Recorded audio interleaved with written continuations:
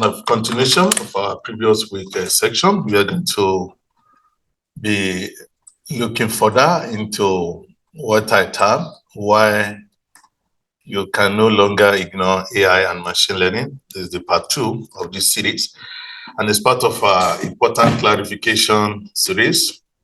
So where we try to clarify some of the very important concepts related to AI and machine learning. And under the auspice of our always let the data speak, always let the data speak, it's becoming a kind of an aphorism. So when we say why you can no longer ignore AI and ML, we are talking of the impact and the importance of artificial intelligence and machine learning in our day-to-day activity, in the community, in the world at large. So no matter your area of specialization, you're an academic, you're a medical professional, business tycoon, just mention it. Everybody's on the rush for it now. So we can't afford to sit behind and be onlooker. Otherwise, the way things are going, we've started seeing government establishment advertising for research proposal and insisting that one of the conditions of that proposal was that AI and machine learning or AI machine learning must be part of the proposal, irrespective of the department. We've had such a case in the past. Just imagine, so that any proposal for you to be even considered for possible approval, it has to have AI or machine learning component.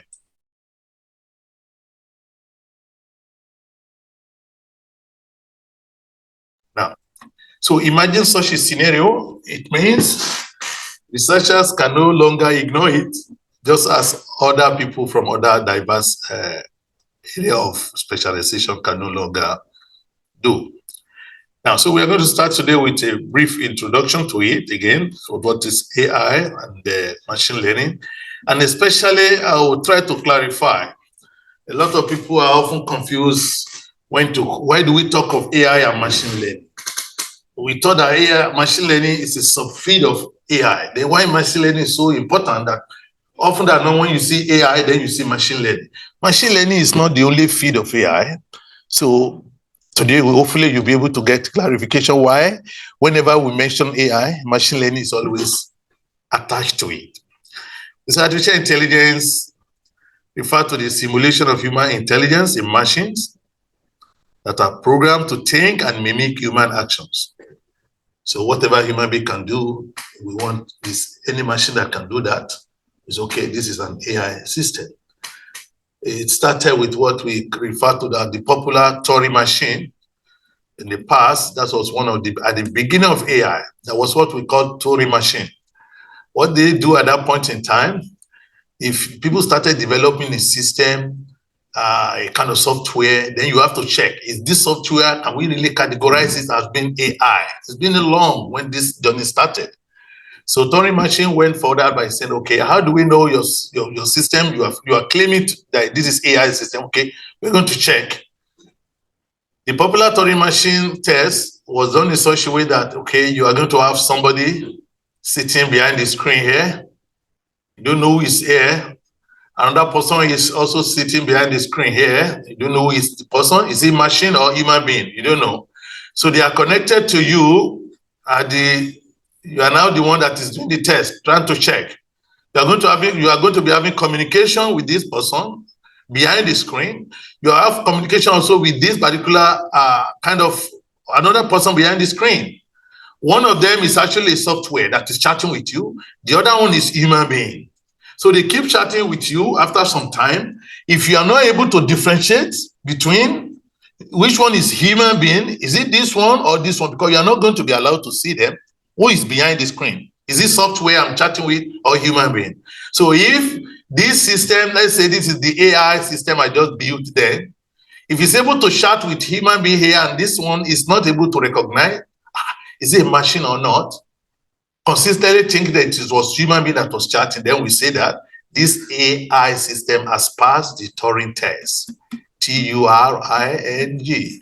That was the beginning of AI, and then people started developing chatbots. Okay, oh, my system passed the Turing test, and a lot of fun were attached to it.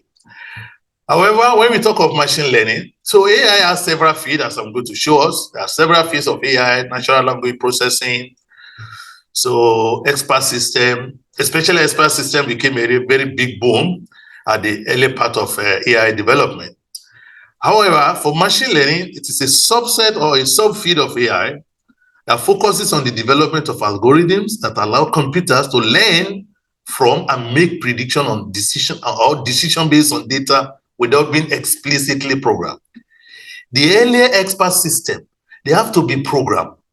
For example, earlier AI, like expert system, or the chatbot, the one that will chat with us to test if it's a Turing machine or if it passed the test or not. So one of the popular AI idea then was expert system. Expert system was when we sit down with a doctor, or it could be a quality control engineer in a company. We take all the necessary knowledge from this expert, and then we code it into a system. Because so we can then distribute it to branches of that company, because the company cannot afford to have maybe several quality control engineers. They are not available. Even if they want to hire them, they are not available. So they decide to sit down with them, the data engineer, then we try the knowledge engineers. They are responsible for this kind of task. They will extract all the necessary information from the expert, and then they will document it in what we call expert system. It's a program, they will program it. Once it is programmed, it will be working just like an expert in that field. They did it for medical doctors also. Doctor will sit down, and then we extract necessary knowledge. How can you diagnose this? How can you diagnose this? Ask this question. After this question, ask this question. Before you prescribe drug, then you need to also ask question, maybe the person is pregnant or not, because there are some drugs that cannot be taken by pregnant people. This kind of thing, all necessary information will be extracted from the medical doctor by knowledge engineer, and this will be coded. It will be programmed.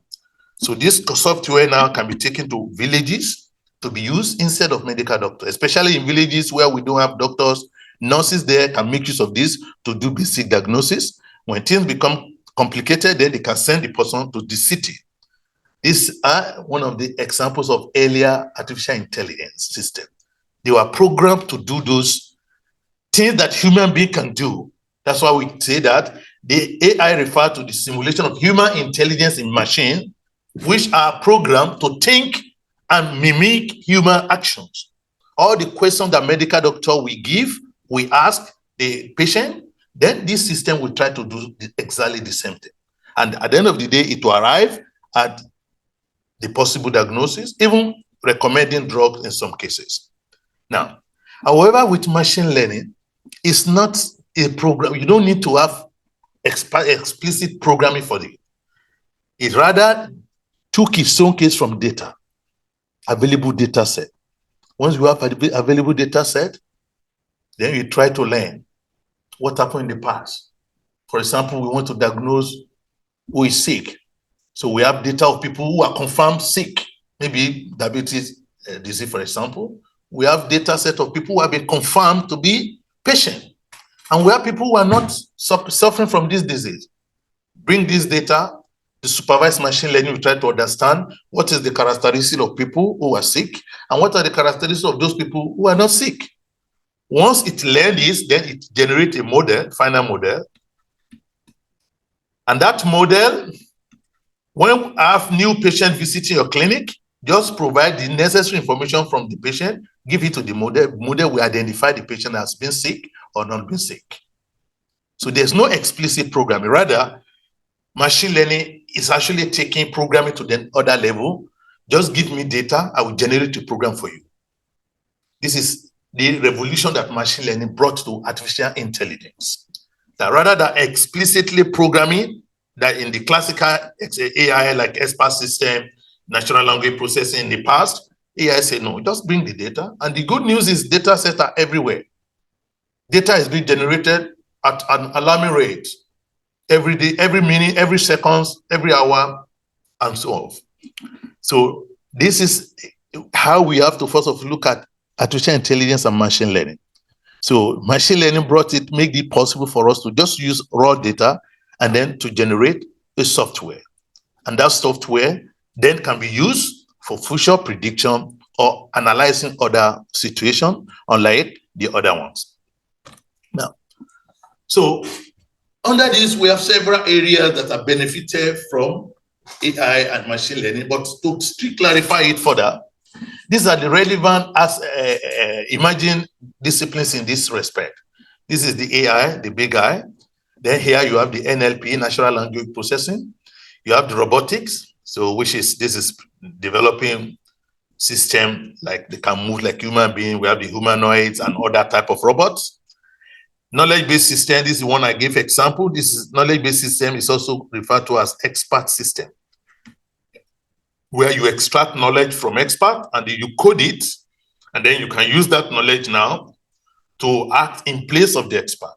These were very much available at the early stage of artificial intelligence. In fact, it actually assisted the first industrial revolution, because then you are less expert in some of these areas. They develop expert system and they were able to distribute it to other sub-branches of their companies. And then the system can work just like an expert to check that the production is in order. However, all these, of course, they become a little bit obsolete. However, there are still uses we can actually put them to.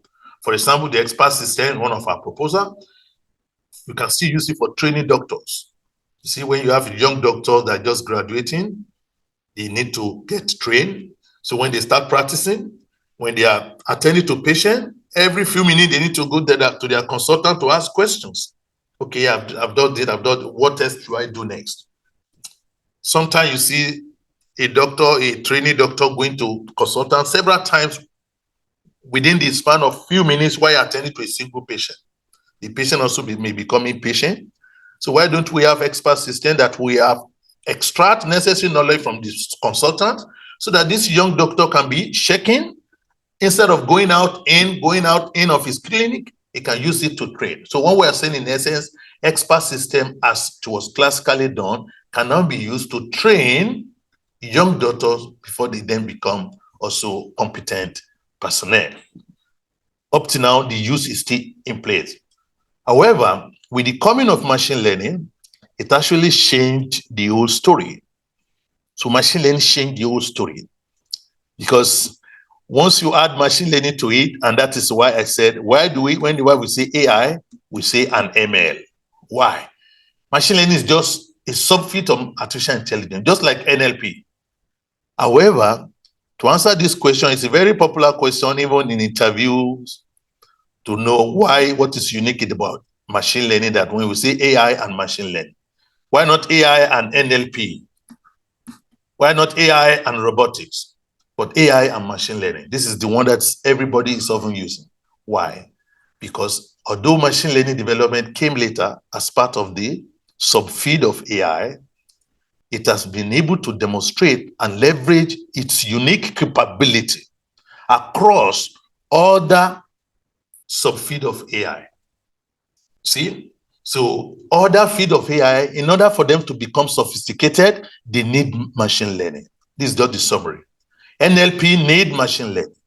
It was when they added machine learning to NLP, we started AI and what we call the language models. Language models. NLP has been existing for long. See, natural language processing is not new.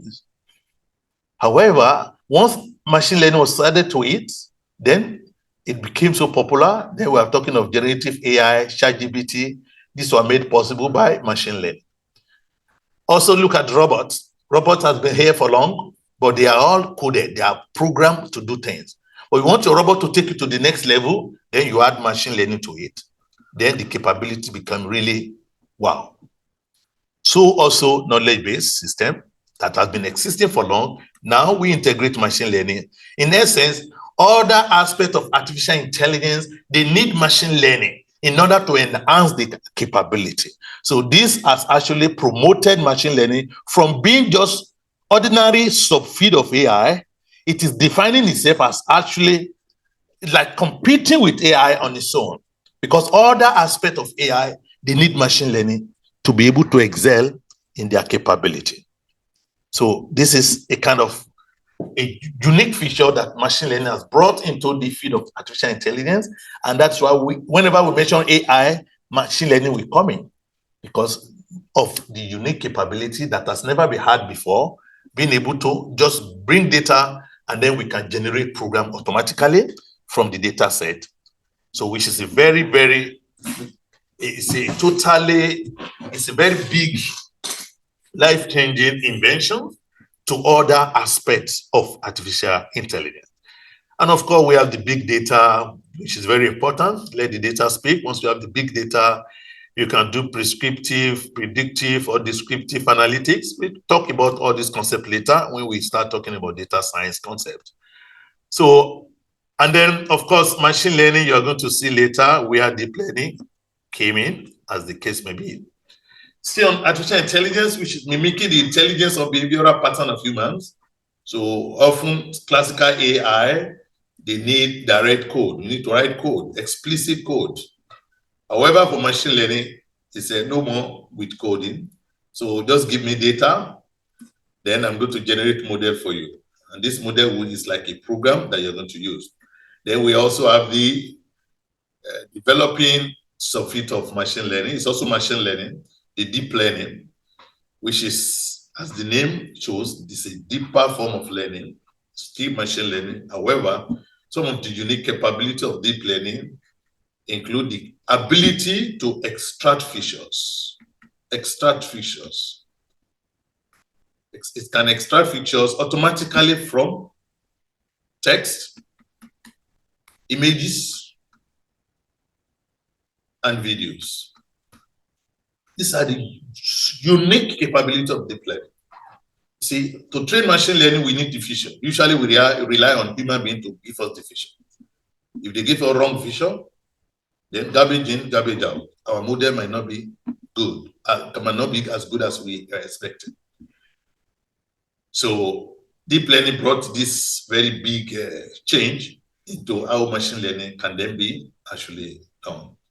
So imagine having, that's why you have this revolution that made it possible to start having autonomous driving car, autonomously driven car that has no driver, but is driving itself. See? How does it happen? The car keep taking, lots of cameras have been deployed, keep taking pictures, taking videos, and these videos are being extracted. Information are being extracted from this video in real time, and decisions are being taken. Oh, you have to stop. There's somebody crossing the road. Oh, you have to take a right. There's no road ahead of you. You have to take right. You have to turn left. You have to make a U. So continuous imaging and videos are being taken. So without deep learning concept, autonomous vehicle will not be possible, because there's no way you would take picture and then send it to someone to help you extract the feature, which we do in classical machine learning. We take the image. You used to need pixel technology and image processing technology. We extract there are ways we can extract the features. We can also use software. However, in this sense, we need something that can do it without the intervention of anyone. So this is where deep learning, and that's why when we talk of autonomous vehicle, deep learning is the aspect of machine learning that is being deployed. However, I would also like to clarify at this point. See, when you use deep learning, the superpower of it is ability to extract the features automatically.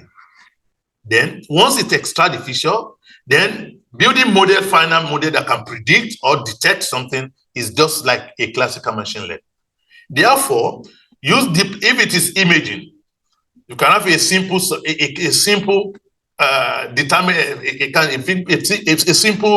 guide to determine what should I use, machine learning or deep learning.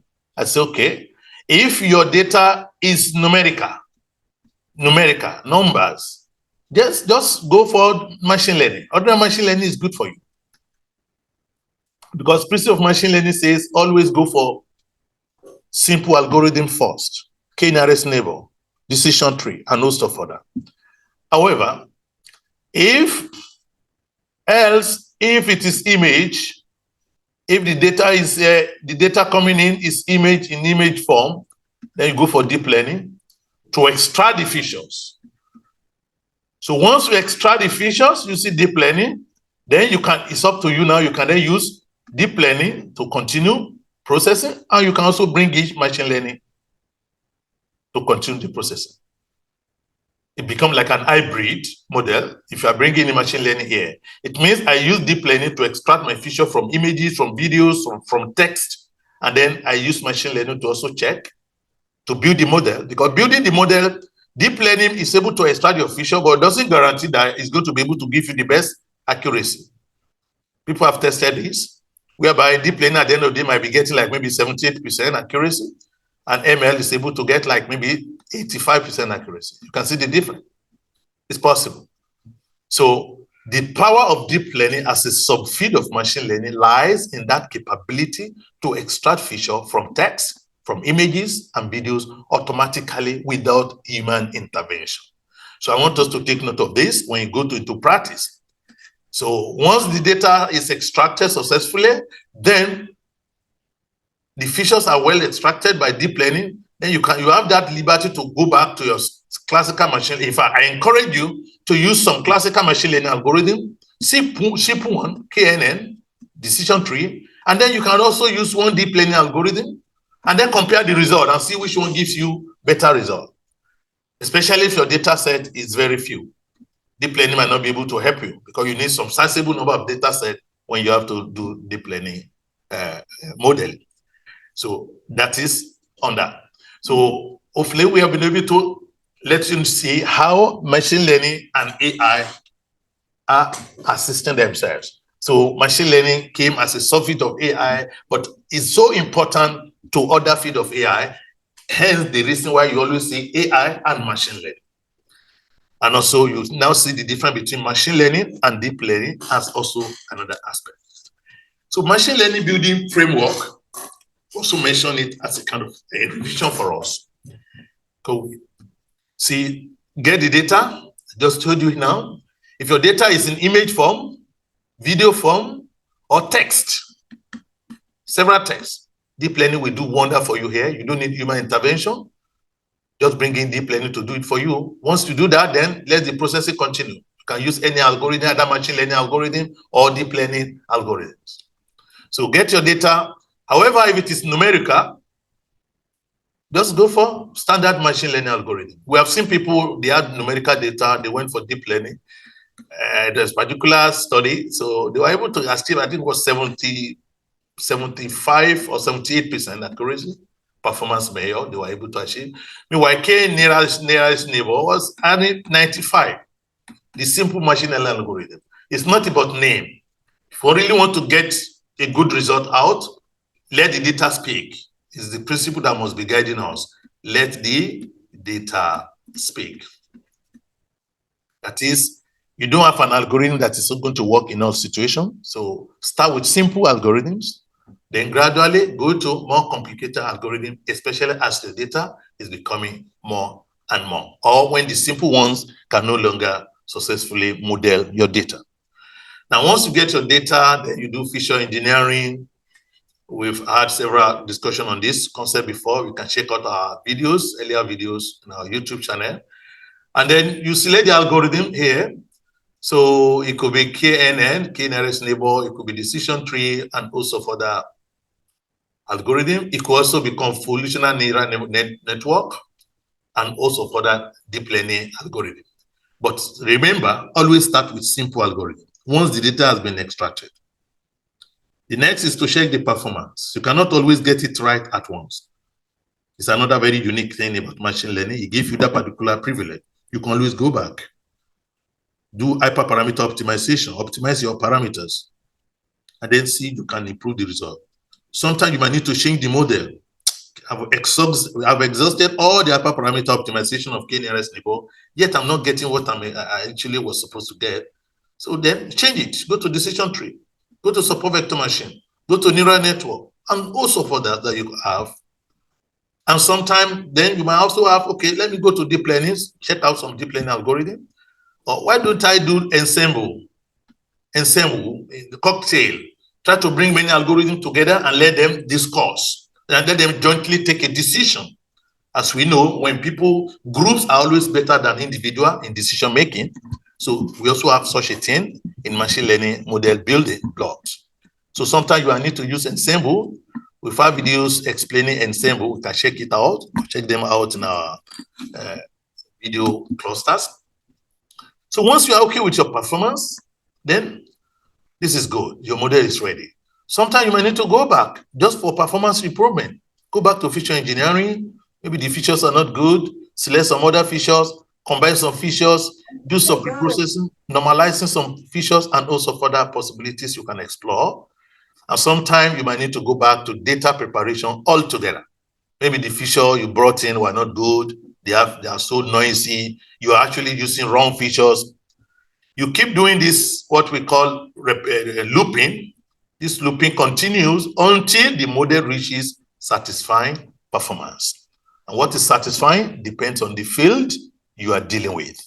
It's not about getting 90% or 100%. So we are getting like 65% accuracy in that field, and the client was celebrating because they said the highest they've ever had before was like 25%. They were using statistical modeling. So they said, no, this is enough. I said, no, we are not done. They said, no, there's no time. We have more than enough on this one. Whereas in some areas, you have to go as far as looking for 99 or even 100% if it is possible. In this case, just remember the Ensemble I told you. Ensemble can always combine. It can combine individual models that were having 65, 75, 85. When you combine them using Ensemble principle, it can land you in 100%. We have done that before. A lot of people have actually demonstrated that. So when you build as a group, committee of machines, then you can ensure that you always get 100% or near better performance in most cases. So this is the building block for our machine learning building framework that we often use. Either you are doing natural language processing, you are doing robotics, or each of these things, they are in need of machine learning modeling to be able to take their performance to another level, like in the case of NLP that has been demonstrated by ChatGPT, that's becoming now the order of the day due to the enhancements that machine learning provided to natural language processing platform. And now moving further, so on why we can no longer ignore the machine learning and artificial intelligence, there's so many areas of applications that have been identified. You see, in the AI-driven diagnostic and treatment, in finance, the fintech revolution, the automobiles, autonomous self-driving car, agriculture. So last few weeks, if you remember, we had almost like 3 weeks of the deliberation on artificial intelligence in food production or crop production, how we can use AI to intervene to increase food production, personalized learning with AI, energy and renewable energy. And there are so many other areas I feel that are day-to-day growing in their significant improvement that AI and machine learning are providing. Now, the first of those areas we are going to quickly mention is the advancement in healthcare. So AI and machine learning have helped in early diagnosis of diseases. See, why do we wait for disease to become complicated? In most, especially chronic disease. So if you can diagnose at early stage, perhaps something could actually be done. And the cost of even treatment at that point will still be very low. And what we came to realize of recent is that it takes a lot of time before the symptoms start coming in people generally. People could have been having disease for years, 10 years, but they have no symptoms. Why? The research now have indicated that human organs are so powerful that ordinarily an average human organ will be operating at maybe 25% of its capacity or 50% of its capacity. So when struck with an ailment, then the organ will keep increasing the capacity to 70%, 80%, until it reaches 90-something%. At that point, complaint will start coming because the organ is almost gone. See, that's why most chronic diseases are often detected at very late stage. Why? Because there was no complaint. The organ will keep deploying its capability, increasing its capability to cope with all this new, strange thing that is happening to it. By the time the complaint starts, it could be headache for people with brain tumor, it could be pain for people with kidney disease. But in most cases, what we've had and read about chronic diseases is that they always diagnose it late. When people get diagnosed, say, oh, late stage. Oh, late stage. Why late stage? Why do we wait for it to be late? So why can't we actually use some of this technology? This is one of the areas that AI and machine learning are really looking into. It's not possible for a medical doctor to ask everybody to come to clinic to do tests and we diagnose you. No. Even those that are sick, do we have enough doctors to take care of them or medical officers? So we can actually, and this is where AI and a lot of systems, lot of governments and the agencies are deploying a lot of resources to artificial intelligence and machine learning for early diagnosis of disease, personalized treatment plans, and efficient drug discovery. So it's an area that we hope in future we are going to have the opportunity to talk more on artificial intelligence and machine learning in health. So what are the opportunities, the challenges that could be there? Hopefully in future we have the opportunity to talk more about this to those people that will be maybe also interested in that area, the medical practitioner, of course, everybody. Because health is for everyone. Health and business, these are two examples we always use in AI and machine learning system because it's obtainable or it's common to everybody. If somebody is not sick, you know somebody who is sick. And also in business, even if you don't sell, you have to buy. So buying and selling is something we do on daily basis. Either you are buying or you are selling. So these two areas, they are benefiting. We can always let them benefit from the power of artificial intelligence and machine learning as much as possible. We also have the next one is the ubiquity in daily life. That is everything, everywhere, from waking up to a personalized news feed to getting recommendation for dinner. AI and machine learning influence numerous aspects of our daily routines. See, a lot of things have been built, the system that can talk to you, that can advise you. The weather is okay, you can go out. No, don't go out now. Recommendation, you want to buy something online. If you're not careful, you're not disciplined, you might end up buying what you don't want to buy. Because I have to mention at this point, the retail also sometimes, they play on your intelligence. You have to be disciplined. Somebody who bought this also bought this. You keep adding it to the cart, adding it to the cart. They want to make more sales. It is left to you for you to, because someone is saying in one of my presentations, he said, it looks that they are kind of trying to manipulate customers. Well, the retailer, they want to make as much sales as, business people want to make as much sales as possible. It is left to the buyers, to the customers to be disciplined and control their own, purchasing patterns. However, this thing has come to say every aspect of our life ubiquity. Anywhere you go, you have AI and machine learning influencing our decisions, sometimes not the way we wanted, but then we don't have option actually because of the vast enough of information they make available to us, because of big data and machine learning integration. Also, the next one is business competitiveness. So for sure, AI and machine learning that provide a lot of opportunity here.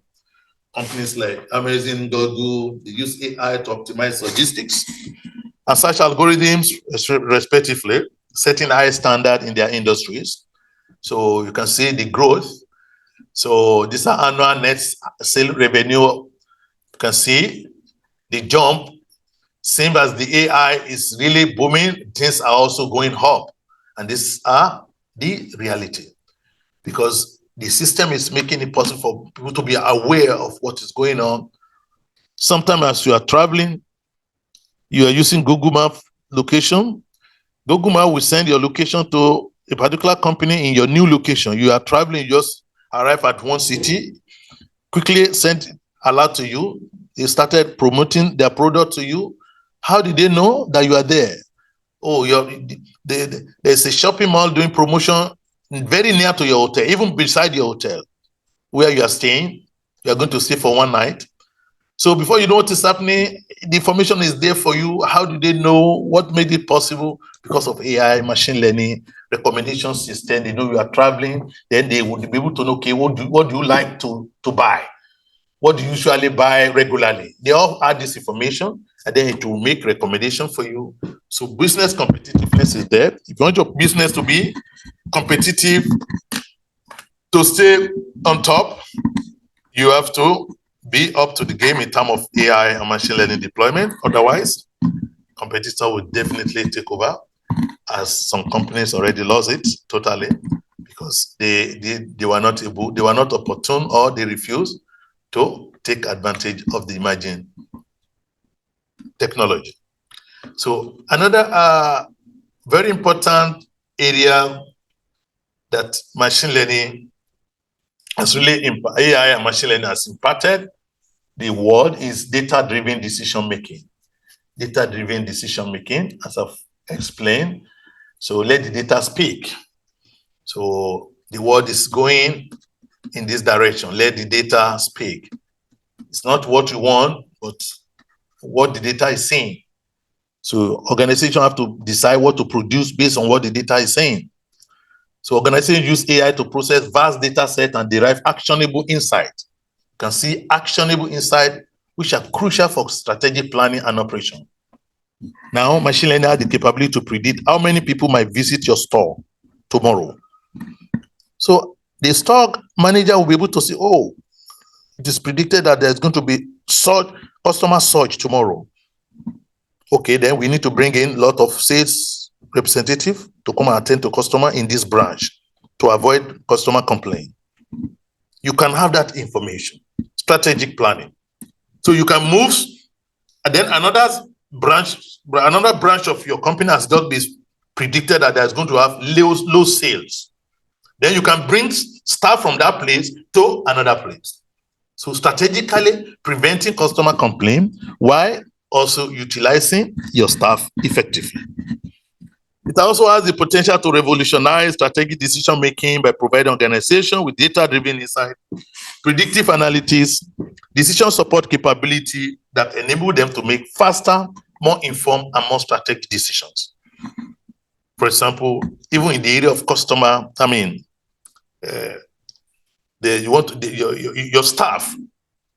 You want to know staff, you monitor your staff. You don't wait for your staff to say, I'm going. You see, when you lose a very, very effective and very professional staff, it could be very detrimental to the company. But you will monitor them. You see, we have Sean predictors. Sean, that can determine which among your employees that will resign quickly, that will leave your company. You can predict this ahead of time. So you can take decision. There are data that is available based on people who left before. Why did they leave? So AI machine learning made it possible for you to have a kind of predictive answer to some of these problems that might occur. And then you can quickly look into it, monitoring the staffs, trying to say, okay, this one might leave, why they leaving? And also other things that can really support data-driven decision making.